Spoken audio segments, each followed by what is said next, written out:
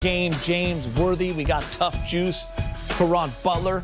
He is a former champion. We got Allie Clifton. We got Mike Trudell, and Brez will be joining us soon. The Lakers, guys, are just 2 wins away from NBA championship title number 17. And as Kobe Bryant said back in 2009, the job is not finished. The Lakers in control, leading the Heat 2-0. Here's the best of the sound from both sides. You know, obviously being in high school and watching the Kobe-Shaq duo, it was the most dominant duo that I have personally seen in my life from a basketball perspective. The size and the power and the speed that Shaq and his size play with. You can look at my game and then you look at the elegance and the ability to shoot the ball and the ability to play in the paint as well, post up, get to the perimeter. I guess you can say that you can have some of AD's game that can compare to Kobe's game in that sense. He's Kobe because he handles the ball, and I'm Shaq because I play in the post. I can't even believe that we, up here talking about myself and AD with Kobe and Shaq. This is a very resilient basketball team that we're playing, a team that just flew through the East with a 15-3 record, 12-3 record. It's been a long night. What is it about your group that can overcome what the world thinks is an impossible mountain? We don't care what everybody else thinks. Regarding Anthony, he's often credited your feedback with helping him, stay aggressive. What's your message with that? For every game, I tell him to score 75 points. He falls short. He's fallen short a couple times. We got to play damn near perfect in order to beat those guys over there. Whatever it takes to win. You guarantee me a win with me playing 48 minutes, I'll take it. What's that? One more. We'll have Dennis Freeman. Sorry, Raja. So the Lakers have embraced that Mamba mentality of job not finished. With the fans and everyone else, though, it just seems like this is a foregone conclusion. But the Lakers have remained focused. And as you know, James, that is the most important part. Because everyone's just thinking about that championship. No. Can't do it. You know that was your goal at the beginning of the year. You've never lost track of that. Now you're you're knocking at the door. You're right there where you need to be after overcoming everything over the season, a few injuries here and there. Teams that were supposed to be, built to beat you. You've overcome all of that. So I think they're right where they want to be. And with LeBron James' leadership, they're extremely focused right now. AD, Caruso, you can see the whole team. And it's like a golf terminology to me. It's 4 days of golf. It takes 4 games to win a championship. The first game, you checking out the course. First game in the NBA, you kind of looking at the team. Second game, you make adjustments. Third day, it's moving day. And that's what it is today. It's moving, Miami Heat right out of the way with a 3-0. You don't want to give a 2-1. You don't want to give any injuries to come up or any pop up or nothing like that. It's moving day. Move them on out of the way so you can celebrate in Game 4. That's my opinion. That's my strategy.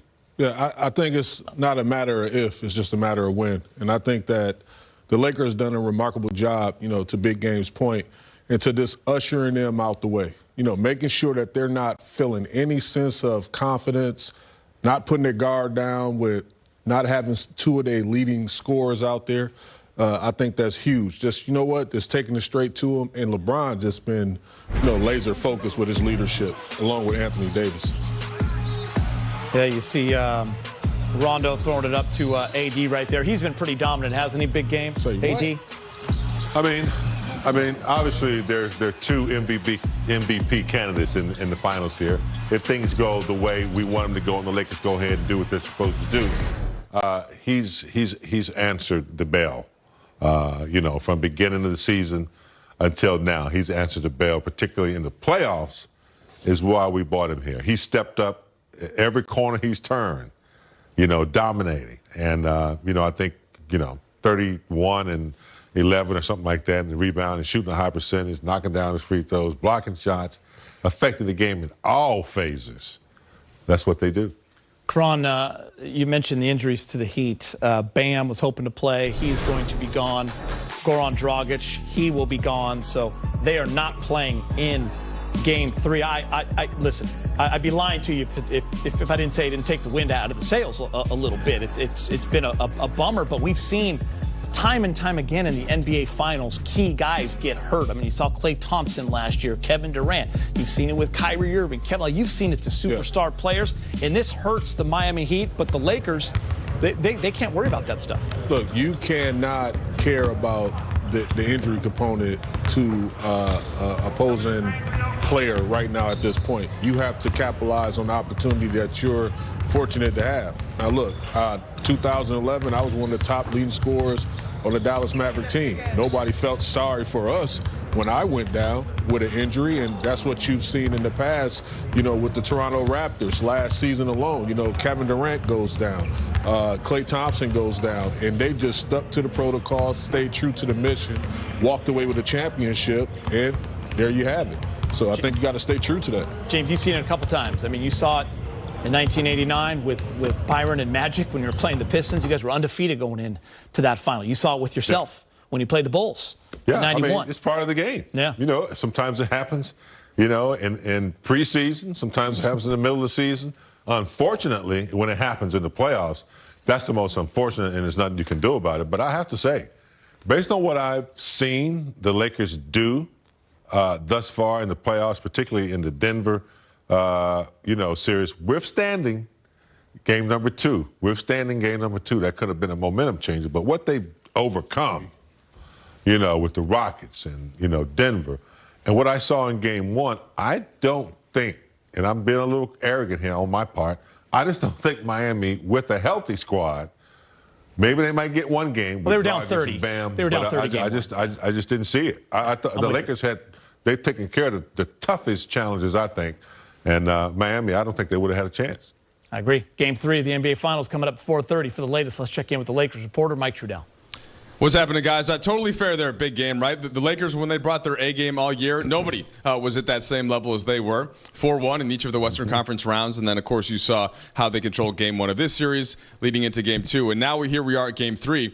You guys did such a nice job of painting the broader picture. I want to get into the minutia a little bit with Frank Vogel. And if you look at Game 1 versus Game 2, what was the big difference for the Lakers versus the Heat? Miami getting to the free throw line. Happened a lot in Game 2 after they let them to get there only 14 times in the first game. Well, Jimmy Butler himself got there 12 times in Game 2. So that's where we started with Frank Vogel. What kind of adjustment can they make from that standpoint? Well, we got to keep Jimmy off the line more than anything. He's obviously great at attacking the basket and initiating contact and getting himself to the free throw line. We got to be more disciplined on contact. For us offensively, we're moving the basketball really well. We set some kind of records about numbers of passes against the zone. The ball movement was outstanding.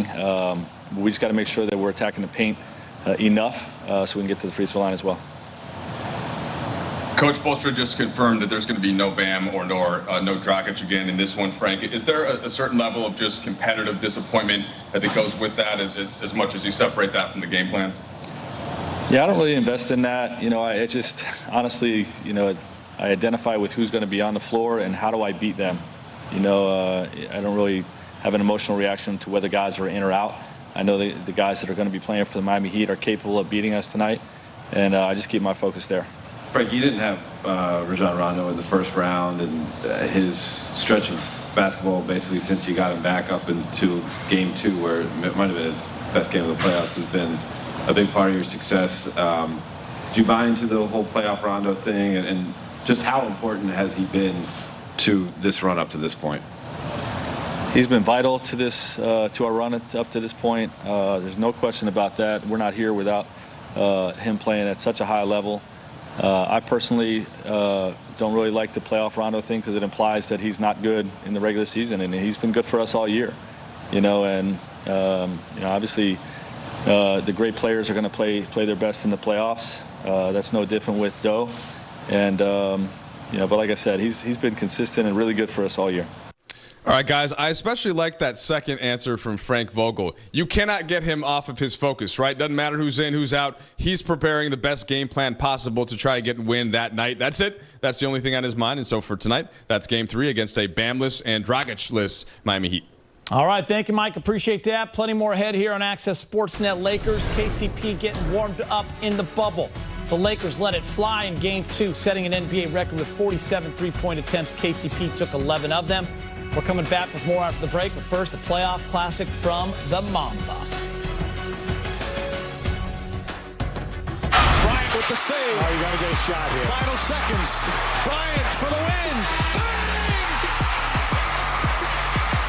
Kobe Bryant at the buzzer in overtime gets the win for Los Angeles. And the chance of him being 4-0. That's pretty special. So basically, when the refrigerator is closed, it is absolutely closed. Now for more, let's check in with Allie Clifton and her good friend, Richard Jefferson. Geeter, her good friend. Isn't it funny that you don't claim him also? I mean, nonetheless, it's live from the bubble, ESPN's very own Richard Jefferson. And Richard, it's been a while since we talked last, though you were in the bubble. So what day is this for you? Have you lost your mind yet? I have no idea what day it is. I don't know where we're at. All I know is that we are 2 games away from a Lakers sweep. You can't hear me? All right, there, I think you are back. Mic check, mic check. Mic check, mic check. One thing I will say is that I'm going to give you a pass. This is live television. I'm not sure what just happened there, but I know you've got a lot going on in the bubble. You launched your new show, The Sports Gap. Of course, you learned how to play pickleball, which God bless the referees for having patience with you. But I think your most important task is to follow that of LeBron James, which includes dissecting his Twitter messaging. So I'm going to ask you this. When you see this from LeBron on Twitter, when your vision is crystal clear, they say it's razor sharp. A focused mind is said to be like a knife, but the scalpel is wisdom. All one can do is accept that life is a double-edged sword. Stay on the edge. Richard, what on earth is LeBron talking about? What should we anticipate from him here in Game 3? I have no idea. Look, at the end of the day, comprehension is not a prerequisite. Is not a prerequisite at all for cooperation. And so that basically means I don't know what he's saying, but I'm on board. Whatever's got this man locked in, ready to go, I'm just right behind him following his lead. Maybe your new show shouldn't have been Sports Gap. It should have been Deep Thoughts with Richard, literally taking us into the Matrix. Good line there. But I know you are on text chains with him on the daily. Isn't he tired yet? Hasn't he slowed down? I'm in the shot. I am. No, nobody's slowing down. When you're so close to your goal, think about it as running a marathon. You don't get tired in the last couple hundred yards. That's when you lock in more. That's when you're focused even more. And I think the good thing about him is he gives a calm to this entire team. You've seen him getting on guys as they're finishing games, going into the locker room not happy with the way they finished the last 5 minutes, even if they won. He's forcing that edge on these guys, and these guys are responding. And I'll stand by this. Even guys like Anthony Davis are helping to raise his game. So he's out there playing at a high level because he sees his teammates stepping up also. How about another guy who is doing just that? He's a former teammate of yours in Rajon Rondo, and he's leading the bench for the Lakers. It's been impressive all postseason long. What are you seeing from the Lake Show in their second unit? Well, I love the second unit, and especially when, you know, it's been done by committee. You have LeBron and you have Anthony Davis, but ultimately the committee has been KCP, Alex Caruso, Kyle Kuzma. And so when you have Danny Green and KCP struggle, but you go to your bench and then Morris shoots the ball well, Alex Caruso shoots the ball well, you're getting contributions for your bench. If the Lakers shoot 40% from 3, I don't know if there is a way to beat them because they already have that size and their one question is shooting, but guys have been stepping up over the course of this postseason. Look, you gave me an inside look into LeBron James and basically the Lakers at that. But I got to ask you about Miami. And my crew, they put me up to this, so please forgive me. But they reminded me that you were once down 0-2, back in 0-2 to the Lakers. And the other night, LeBron and AD were compared to that of Shaq and Kobe. So what were you feeling when you guys were down 0-2 that maybe the Miami Heat are channeling right now? I'm going to tell you the God honest truth. We played against Shaq at the end of their three-peat. So I've lost weight in my first time in the finals. And a lot of these players in the Miami Heat are in their first finals. And the biggest difference was Shaquille O'Neal. The size that they had, we just could not match. Like, Shaquille was the most dominant player on the planet. So when you really break it down, this Lakers team has the same type of components: a dominant perimeter guy and a dominant big man. Though the Lakers look great right now, there is no one that will ever replicate that of the Diesel. So I apologize for putting you on the spot and bringing up that memory. But before we let you go, Richard, I need some clarification on your series prediction. Because before the series even started, you had Heat in 7. Yes. Yeah, Laker Nation, he said Heat in 7. But then after game 1, you had Lakers in 3. So where are we? Yes. Well, right now we're either Lakers in 4, just because apparently you need 4 games to win, regardless of the way it goes, or I'm going to pick the Heat in 9 or 11 once they get Goran Dragic and once they get Bam Adebayo back. So whatever odd number we have to get to for the Heat, but I'll stand by this, and this is for Geeter and for whoever else is in the studio with you. James and Karan. I'm just out here trying to motivate. I'm trying to motivate. Trust me, James, Karan, whoever it is, they know what I'm doing. Bron hears me when I say Heat. He hears me when I say Nuggets. So does Dwight. So does Rondo. All of those guys. They say they don't hear, but they hear. And I'll be the only person out there picking the Heat just to piss them off. The Heat in 9 and Laker Nation, they hear me when I say, you're not my friend, you're Geeters. Geeter, get your guy under control. Richard, we appreciate your time always. Enjoy the game. He could end up at the top of the leaderboard before the series ends. You got Robert Ory, big shot, at 22, and big game, your teammate right behind you there, Coop, at 25. That was in 1987, the year you guys beat the Celtics in 6 games to win the NBA championship. And the Caruso legend grows with fans, and when we see stats like that, with all of the peers and everyone else that covers him, loves him as well. He's turning into an elite defender, James, especially with this team. And, the thing about it is, like, he's just doing it by doing basic fundamental basketball. That's what I love about it. You can tell that in practice, that in the drills that they do defensively and all that stuff, that he is on point. He knows how to stunt into the lane, disrupt, get back. He knows how to anticipate shots where he can block. He plays the vertical rule very well. He gets over screens where you don't have to help as much. He anticipates very well, and I'm sure he studies all of his opponents because he's very good at anticipating what they're going to do, what their strengths are. All of a sudden, you might see him jump on the other side of the ball because he knows that's his strength, and he forces them away. He's an extremely smart basketball player at an early stage of his career, Karan. Yeah, very seldomly do you see blow-bys with Kuz. That's because he pays attention to what you stated, big game, film. Yeah. Studying the tendencies of the players that you're guarding and some of the tendencies of the players that you're not guarding, and being in the proper spaces where you're supposed to be, to stab at the basketball and get back and just be disruptive. Karan, I want to stay with you, and I want to talk Rondo. He has been absolutely fantastic, especially against this zone, and the way he dissects it. He's a true point guard, inside out. I love the fact that he's always attacking or getting the zone to move.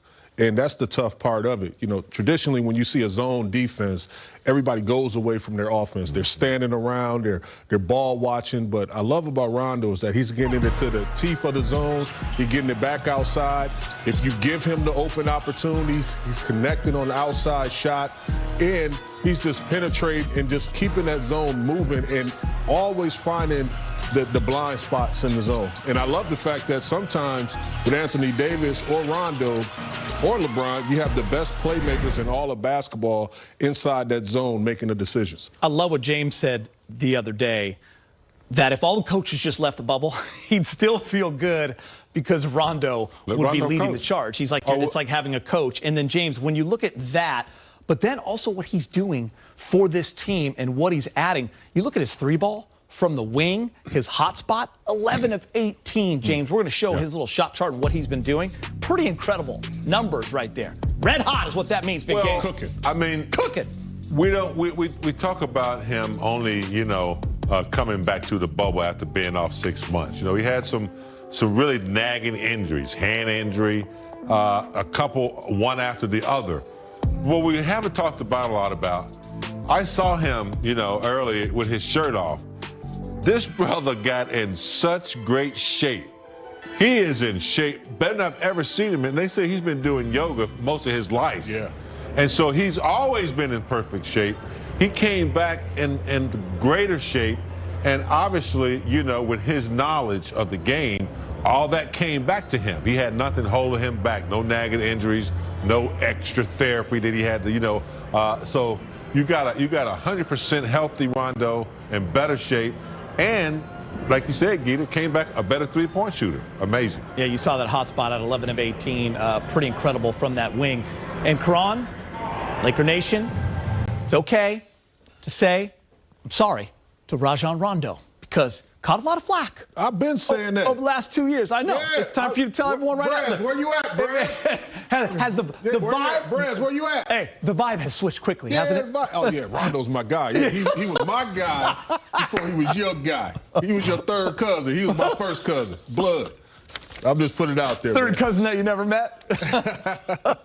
Now he's everyone reminiscent of Kobe and Shaq. In fact, LeBron and AD have the exact same win percentage as the Diesel and the Bean had in the 99-2000 season. How about that when combining for 60 points? And both LeBron and AD spoke about being in the same conversation as two Laker legends.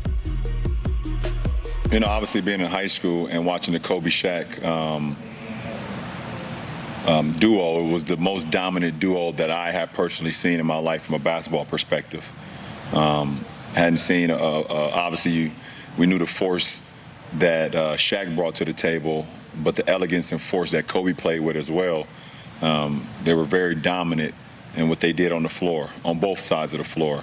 So to be in a conversation with those two guys, myself and Anthony, or myself and AD, he's going to kill me. Myself and AD, it's just very humbling because, I mean, I know I grew up watching those guys. I grew up admiring Kobe, obviously, for, you know, kid coming straight out of high school. So, you know, admired that kid that was young and got the opportunity and obviously the force that Shaq played with. So just very humbling, and we're happy that we can be even mentioned with those greats. That duo is special together. You know, the best duo we've seen. Multiple championships, but they both were so dominant. Those two guys were selfless. You know, they both had a competitive spirit within themselves to build their teams to win. And I think, you know, me and Bron's the same way. You know, when you got two guys that's selfless, and you know, it's not gonna always be, you know, pretty. You know, sometimes we're gonna argue. Sometimes, you know, we're gonna have disagreements, but we know it's coming from the right place. But when you got two guys who you know, want to win as bad as we do and want to be dominant every single game, it's rare you see it. We know we have something special with us two and with this team. We just try to, you know, capitalize on it. Big Game, you mentioned all the great Laker duos going back to Jerry West and Elgin and then Wilt and Kareem and Magic, and LeBron and AD just fitting perfectly in line, especially with Kobe and Shaq, drawing the comparisons, that same winning percentage when they score 60 or more points. Pretty crazy. And they really do complement each other so well, just like Shaq and Kobe did. Like the perfect pairing, you know? What they've been able to conjure up in only one season. You know, if they stay together for 2 or 3 more years, then we can talk about, you know, the Shaq and Kobe comparison and Kareem and Magic. We definitely, like, honorable mention, obviously, that's what we're talking about right now. Because of this 1 year, they're honorable mention to be compared with some of those guys if they continue the madness. Obviously, I'm campaigning for them to stay together for. Yeah, I see what you're doing. I'm campaigning for them to stay together for. Put James in the room with the pitch. Yeah, he's got pitch. He's pitching. Without getting caught. But anyway, yeah, they're definitely in that category. Yeah. You know, all the duos that you mentioned, they're right there. You like that quote, James, from AD? He's Kobe because he handles the ball, and I'm Shaq because I play in the post. It's funny. AD handles the ball. I know, he really does. And he shoots the three. Yeah, it's funny. All the other dudes didn't do that. Yes. You know, Kareem. Different game, right? Different game. Point. But yeah, that's why they bring a different dimension to the category. Different method of attack too. You know, when you look at the dynamic duos of the past and to see the way that they dominate these teams from all over. all different regions of the court. It's special to watch because LeBron, even though he has a physical presence inside, the way that he scores in the paint, lack of getting fouls called because of his physical physique, but still being able to play through that. Anthony Davis being a 7-footer and possessing that ability, outside, inside, all those things, it's just like, this is a unique pair. Yeah. I haven't seen anything like this in quite some time. Isn't it crazy, though, Karan, the ability for this franchise? And you spend a little time here, but you have a lot of Laker love. You and Kobe being one of your best friends. Just the ability to have superstar duos for 50, 60 years is pretty incredible. Man, all the way from Jerry West to Big Game, Magic, Kareem, every great player that had some real equity in this league, sweat equity, have come through this organization. So I think when you talk about some of the greatest guys ever to play this game, and you talk about the Mount Rushmore of hoopers, the only guy that I don't think put on a Lakers uniform is Michael Jordan. The only one. He's the only one. Crazy, right? You know what else is crazy? I don't know if you guys are into this stuff. We talk a lot about it around here. The Lakers were wearing their Mamba jerseys the other night. Know what time that is. They haven't been beaten. It's winning time. 81st point, of course, it's scored by LeBron James. 8:24 remaining on the clock. Big Game, I know you love this stuff. So does the Laker Twitter world. Just all those reminders that Kobe, Gigi, with this team every step of the way. And I believe in that kind of energy in the universe, okay? Because not only has it happened once, not only has it happened twice, it's happened about 7 times where 24, 81, whatever, it resembles Kobe has come up. So, that's the kind of spirit that he's left us. And it'll always be with us, man. Especially this year. Yeah, I'm a strong believer in that as well. When you talk about to be absent from the body in the physical sense, but that means to be present with God. And I just feel like that energy is there. I really do. I feel him all the time and his energy, and I know that the Lakers and his organization would always feel it. And they're playing with that extra amplified energy from a beyond presence. No doubt. Lakers improved to 4-0 in their Mamba City Edition jerseys with their win and in Game 2 over the Heat. And there's no doubt that the Mamba is with the Lakers when they rock these. Take a look at the numbers. They score 120 points per game. That's 10 more than usual. They shoot 52% from the field, 39% from 3, and they're monsters on the boards with 43 per game. Now let's check in with Allie Clifton and our Laker insider, Mike Breslin. That's right. Thanks so much, Geet. And of course, we say hello to you, Brez. And Brez, I know you have your eye on a couple of things when it comes to the Lake Show. And we begin with AD, dominant like the Diesel. Yeah, I'd love to be in there right now, kind of continuing that conversation about 2 very good Laker big men. And the thing I'm really impressed about AD so far, he is shooting 63% in the NBA Finals. Got me thinking, a lot like Shaq back in 2000 against Indiana, probably Shaq's most dominant series ever. He shot 61%, so AD actually out-dueling Shaq, so to speak. We talked briefly about this on the post game the other night. AD has never won a major trophy